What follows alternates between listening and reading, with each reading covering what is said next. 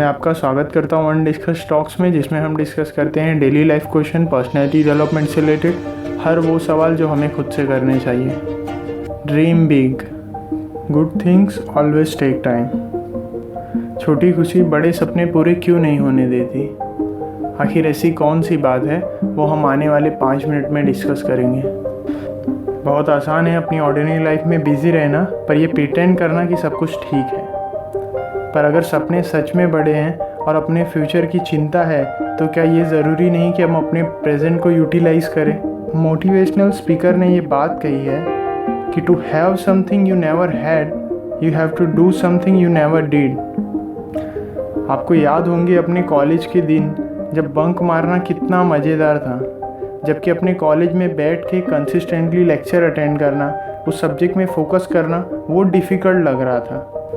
ये बात नहीं थी कि हम पढ़ने में कमज़ोर थे या कमज़ोर हैं, बस बात ये है कि उसमें इंटरेस्ट नहीं होता है, क्योंकि कॉम्प्लिकेटेड चीज़ें कभी भी मज़ेदार नहीं होती हैं। क्योंकि जिन चीज़ों का आउटकम बहुत अच्छा होगा, उसका इनिशियल कॉम्प्लिकेटेड होगा।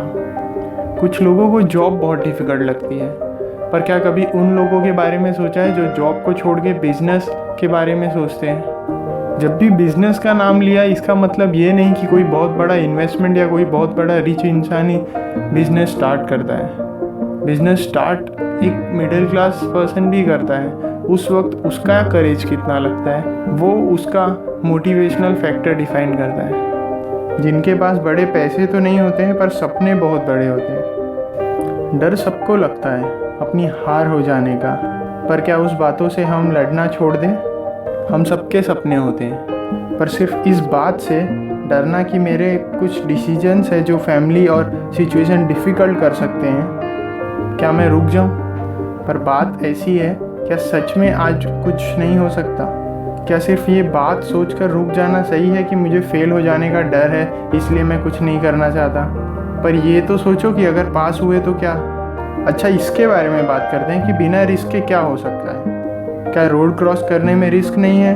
क्या इलेक्ट्रिक करंट से चलने वाली लोहे की ट्रेन में बैठना रिस्क नहीं है? क्या छोटे से टुकड़े के डूब जाने वाले बड़े समुंदर में एक बड़ी सी बोट लेकर ट्रैवल करना, क्या वो रिस्क नहीं है? क्या एरोप्लेन में जाना रिस्क नहीं है? सिर्फ इसलिए कि अब इन चीज़ों का सलूशन हमने ढूंढ लिया है, अब ये बातें हमें सुनने में अजीब लगती हैं। भला इसमें कैसा डर? पर क्या ये जब शुरुआत थी तो तब क्या ये रिस्की नहीं थी? ठीक वैसे ही थोड़े से सपोर्ट के टूट जाने के डर से क्या अपने ड्रीम को यूं ही छोड़ देना, क्या ये सही होगा? मैं एक बात यकीन से कह सकता हूँ कि कुछ बात है जो उससे भी ज़्यादा बुरी है। पता है वो क्या है? वो है रिग्रेट अपने पास्ट का, कि मैंने अपने फ्यूचर के लिए कुछ नहीं किया। हम आज भी बहुत सारी बातों का रिग्रेट करते हैं। काश मुझे पहले से ये बातें पता होती तो कुछ मैं और कर लेता। काश मुझे ये बातें पहले से समझ में आ गई होती। और इन सब बातों को सुनने के बाद में अब आपको नहीं लगता कि आपका फ़ैसला कुछ होना चाहिए? या तो मैं एक्सेप्ट करूँ इस सिचुएशन को, ये बोल कर कि ये मेरी डेस्टिनी में है, या मैं मेहनत करूँगा, कुछ ऐसे फ़ैसले लूँगा जो मेरा और मेरे साथ अपने लोगों का फ्यूचर बदल देंगे। Dream big. होपफुली ये सब बातें आपको आपके सपने के एक कदम नज़दीक ले गई होगी। आपने इन बातों को सुनकर क्या समझा और आपको ये बातें सुनकर कैसी लगी, इसका ओपिनियन मुझे ज़रूर कमेंट बॉक्स में दें।